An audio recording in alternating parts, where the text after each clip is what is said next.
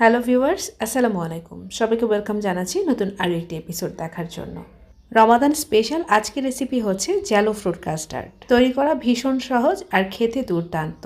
আর এই রমাদানে হেলদি এই ডেজার্টটা কিভাবে তৈরি করবেন চলুন তাহলে রেসিপিটি দেখে নিই। প্রথমে একটা হাঁড়ি নিয়েছি আর হাঁড়িতে আমি 2 কাপের মতো পানি অ্যাড করেছি আর তাতে দিয়ে দিয়েছি ফস্টার ক্লার্কসের স্ট্রবেরি জ্যালোটিন। আর এটা স্ট্রবেরি ফ্লেভারে, এটা আমি সম্পূর্ণটা দিয়ে দিচ্ছি। আপনাদের হাতের কাছে এরকম জ্যালোটিন না থাকলে আপনারা চাইলে 2 কাপ পানির মধ্যে 1 টেবিল চামচের মতো আগার আগার পাউডার মিশিয়ে নিতে পারেন। আর সাথে হাফ কাপ থেকে একটু বেশি পরিমাণে চিনি অ্যাড করতে হবে। আর তার মধ্যে মাত্র 2 ফোঁটা রেড ফুড কালার ইউজ করলেই কিন্তু এরকম হয়ে যাবে। আর এটাকে অনবরত নেড়েচেড়ে জাল করতে হবে, তা না হলে এটা কিন্তু এক পাশ থেকে জমাট বেঁধে যাবে। প্রায় 4 মিনিটের মতো জাল করে নিয়েছি। এবার আমি চুলার ফ্লেমটা বন্ধ করে দিচ্ছি। আমি কয়েকটা ডেজার্ট কাপ নিয়েছি আর এই ডেজার্ট কাপের মধ্যে এটা গরম অবস্থাতেই ঢেলে নিতে হবে। আর এটাকে যদি ঠান্ডা করে তারপরে ঢালতে যান তাতে করে কিন্তু এটা হাঁড়ির মধ্যেই জমে যাবে।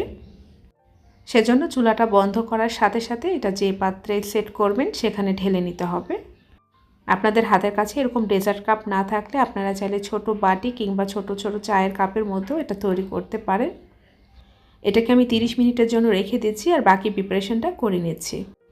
এবার একটা হাঁড়িতে আমি আগে থেকে জাল করা তরল দুধ নিয়েছি 2 কাপের মতো। আর এই ঠান্ডা দুধের মধ্যে দিয়ে দিয়েছি হাফ কাপের মতো চিনি আর হাফ কাপের মতো গুঁড়া দুধ। আর গুঁড়া দুধটা অবশ্যই দেওয়ার চেষ্টা করবেন, এতে করে এর টেস্টটা ভালো আসে। এবার নেড়েচেড়ে সব কিছু ভালো করে মিশিয়ে দেব। আর এটা যেহেতু তৈরি করতে বেশি সময় লাগে না, সেজন্য আগে থেকে জাল করা তরল দুধ নিয়েছি।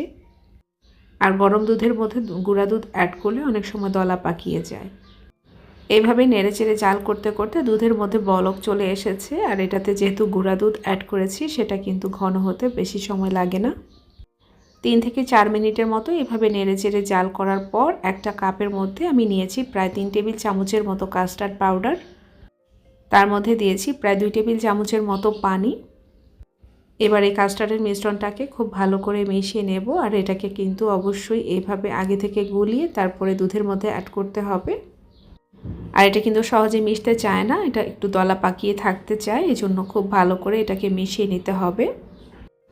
চুলার ফ্লেমটাকে কম আঁচে রেখে এটা আমি দুধের মধ্যে অ্যাড করে দিয়েছি। এবার এটাকে অনবরত নেড়েচেড়ে জাল করতে হবে, তা না হলে এটা এক পাশ থেকে দলা পাকিয়ে যাবে। হাতের কাছে যদি একান্তই কাস্টার্ড পাউডারটা না থাকে তাহলে এখানে 2 টেবিল চামচের মতো কর্নফ্লাওয়ার অ্যাড করতে পারেন। এতে করে আবার একটু ভ্যানিলা এসেন্সও অ্যাড করে দিবেন, তা না হলে খেতে ভালো লাগবে না কিন্তু। এবার চুলার ফ্লেমটা বন্ধ করে দিচ্ছি, এটা ঠান্ডা হতে হতে আরও ঘন হয়ে যাবে। ওইদিকে যে আমি জ্যালোটিনটা সেট করতে দিয়েছিলাম এটা সেট হয়ে গেছে। আর এটা ঠান্ডা হয়ে গেলে আপনারা চাইলে নর্মাল ফ্রিজে রেখেও এটাকে সেট করতে পারেন। এদিকে আমি যেই দুধটা আমি রেডি করেছিলাম সেটাও কিন্তু ঠান্ডা হয়ে গেছে এবং এর ঘনত্বটা অনেকটা বেড়ে গেছে। এবার আমি কিছু ফল অ্যাড করব, সেজন্য কিউব করে কেটে নেওয়া আপেল দিয়ে দিয়েছি একটা। মাঝখান থেকে কেটে নেওয়া সবুজ আঙ্গুর আর লাল আঙ্গুর দিয়ে দিয়েছি হাফ কাপ করে 1 কাপের মতো।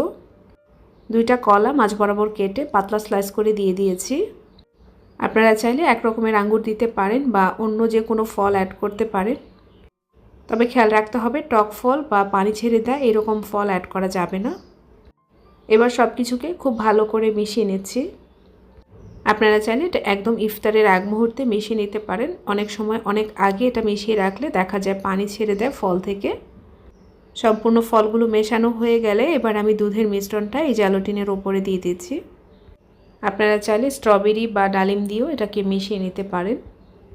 এবার উপর থেকে সাজানোর জন্য কিছুটা পরিমাণ ডালিম আর টুটি ফুটি দিয়ে সাজিয়ে নিয়েছি। আপনারা চাইলে উপর থেকে কিছুটা পরিমাণ বাদাম বা চেরি ফল দিয়েও সাজিয়ে নিতে পারেন। আর এই ডেজার্টটা নর্মাল ফ্রিজে রেখে ঠান্ডা করে তারপরে পরিবেশন করবেন। ওপরে একেবারে কাস্টার্ডের লেয়ার আর ভেতরে তুলতুলে নরম জেলো, খেতে কিন্তু অসম্ভব মজা। রমাদানের ইফতারিতে এরকম একটা ডেজার্ট রেসিপি রাখতে পারেন, আশা করছি সবাই পছন্দ করবে। ভিডিওটি ভালো লাগলে চ্যানেলটাকে সাবস্ক্রাইব করে পাশেই থাকবেন। আবারও দেখা হবে নতুন কোনো রেসিপিতে ইনশাআল্লাহ। আজকের মতো এখানেই বিদায় নিচ্ছি। আল্লাহ হাফেজ।